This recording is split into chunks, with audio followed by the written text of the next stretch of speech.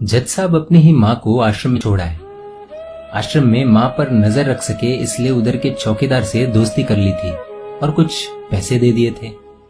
जज ने चौकीदार को अपनी दिल की बात आंखों में आंसुओं के साथ बता दी कि घर में पत्नी है जो माँ के साथ बदतमीजी से पेश आती है और पत्नी के कहने पर दोनों बच्चों ने माँ से बात करनी ही बंद कर दी। माँ को अकेलापन लगने लगा और इन सब वजहों से दिन भर रोती, इसलिए उसे आश्रम छोड़ने के लिए आ गए। तो चौकीदार ने कहा, जज साहब आपके सामने सारे सबूत थे कि कौन सही और कौन गलत है, लेकिन अपनी ही माँ के साथ न्याय नहीं कर पाए तो औरों के साथ क्या न्याय करते होंगे आप। ये बात जज साहब के दिल को छुप गई। चौकीदार की इतनी सी बात का इतना असर हुआ कि 2 रात नींद नहीं आई, 2 दिन से खाना नहीं खाया और कोर्ट भी नहीं गए। ऐसा लग रहा था जैसे एक चौकीदार ने जज साहब की दुनिया हिला दी। जज साहब अपने घर में रूम से बाहर आए। दोनों बच्चे और पत्नी खाना लेकर इसी इंतजार में खड़े हैं कि कब खाना खाएंगे। तभी जज साहब ने एक कागज पत्नी को और 2 अलग कागज अपने बच्चों के हाथ में थमा दिए। कागज की एक लाइन पढ़ी तो पत्नी के हाथों में से थाली गिर गई। जज साहब बोले, मैं तुम्हें तलाक दे रहा हूँ, और बच्चों से कहा, आज से मेरी सारी प्रॉपर्टी आप दोनों की, मुझे कुछ नहीं चाहिए। बच्चों ने उन्हें जबरदस्ती कुर्सी पर बिठाया, हाथ जोड़कर पैरों में गिरकर इन सबका कारण पूछा।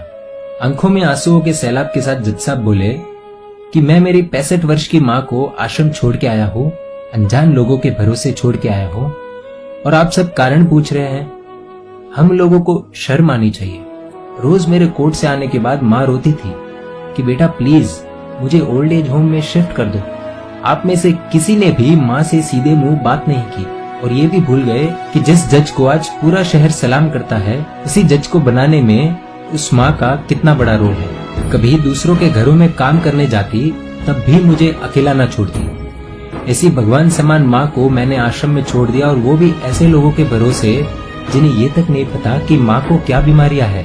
खुद को कोसते हुए जज साहब कहते हैं, दूसरों पर फैसले सुनाने वाला आज मैं खुद हार गया। मैं जज नहीं बल्कि गुनहगार हूँ, और मैंने जो गुनाह किया है वो शायद कानून तो माफ कर देगा, लेकिन ईश्वर के कोर्ट में वो कभी माफ नहीं होगा। ये कहते हुए जज साहब बोले कि अब मैं अपने पापों का प्रायश्चित करने जा रहा हूँ।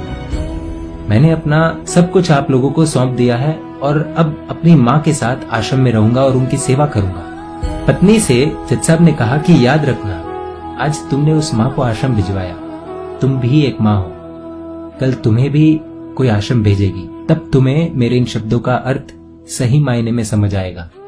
ये बोलकर जज साहब निकल लिए अपनी माँ के पास। आधी रात को चौकीदार भी जज साहब को देखते हुए चौंक गया। अंदर देखा तो माँ सो रही थी।